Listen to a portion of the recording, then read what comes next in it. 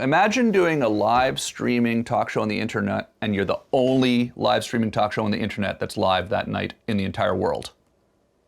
I mean, it was cool. Joe Rogan, as you've heard before, credits you with inspiring him to start a podcast. Yeah. What was your reaction the first time you heard that? I thought it was so cool that he was so, forthcoming about that with me. I mean, he didn't have to say that. He's been a comedian and in this business for long before he met me, and a huge star and legend in television and stand-up comedy. But there was this time in the early 2000s where I just decided, hey, you can stream live on the internet now. Like, it just was sort of apparent to me, because I've sort of had been following it. I had my website up in the early 90s, 94, 95, I guess we started my website. You were a very, very early adapter. And we were posting audio clips on the website in the 90s, and I was always saying with my friends, probably pretty soon you're going to be able to stream video on the internet, and then we can just make a show and just make our own show and just put it on the internet. So we were probably waiting for that to happen for about 10 years, and then all of a sudden, oh wow, you can actually upload a video and people can watch it. And so I started diving into the technology that was out there and reaching out to different people who were doing this technology, and just kind of dove into it and built this multi-camera talk show set TV studio in my living room in Los Angeles. And what was involved on kind of your end in kind of figuring out that business model? I don't know if I ever figured out the business model. Joe figured out the business model, but oh, come on! I mean, I figured out how to plug it all in, but it was pretty early, so the business model wasn't quite there yet. I mean, as far as the business model for what I called Webovision, it was sort of a break-even proposition, really, for about 4 or 5 years. Because it was sort of the early 2000s. Advertising industry hadn't really moved over to web yet officially, sort of starting.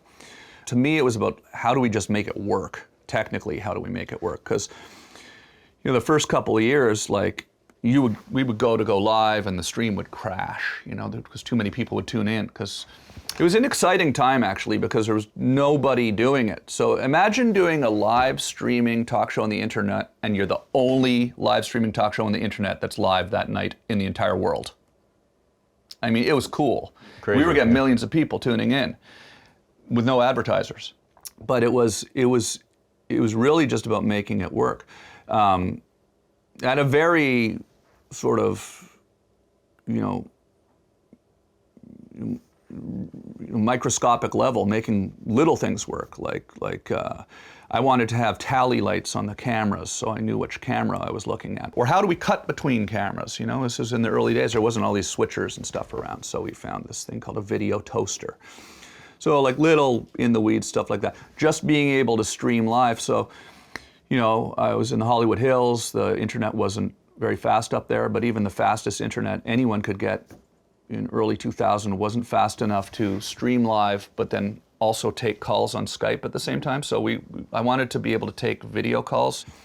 So we had to then get a microwave antenna on the roof of the house that would then these bonded T1 lines. It was just foundational stuff just to make it work, which was so fun for me. It's kind of funny, there's not really a live setup quite like what we had in my house in 2005. So I could get up in the middle of the night, basically, and come out in my house in Los Angeles, sit down at 1 o'clock in the morning, and just go click, and this entire TV studio would turn on, and it would go to the front page of TomGreen.com live. And I'd just start doing a show, and the phone would start ringing, I'd start taking calls, and then when I clicked it off, everything would shut off, and then this computer would take the file, it would upload it, and post it on TomGreen.com. I'd wake up in the morning, and 50% of the time it would have actually worked, you know what I mean?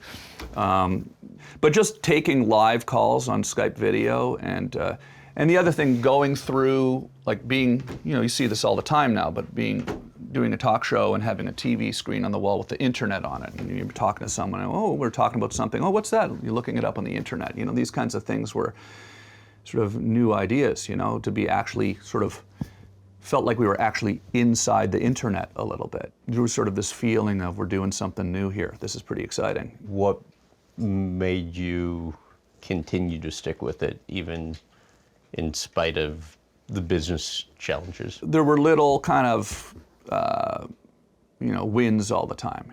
We ended up getting a television syndication deal at one point, and we changed the name of the show to Tom Green's House Tonight. So the show, if you ever see on the internet, like old clips, most of it's not online now, but ironically, most of it's not online now. But if you saw, by there's reasons. choice There's on your reasons end? for that, by the way. Yeah. What? Yeah. Well, because one of the things that's interesting about streaming on the internet when it's not as universally normal to watch internet television is that there was more room for experimentation because you knew that nobody was watching, or the people that were watching were more aware of what this was. Like they were aware this was an experimental thing. So I could get up in the middle of the night. This is where I start to sound crazy. Oh no, that ship sailed. You already sound crazy. I'd get up in the middle of the night. There was a thing called the French Clown at midnight. Okay. It was the French Clown of midnight. And I would get up and sometimes for a personal amusement would go into the bathroom. I'd put on my clown makeup and my top hat.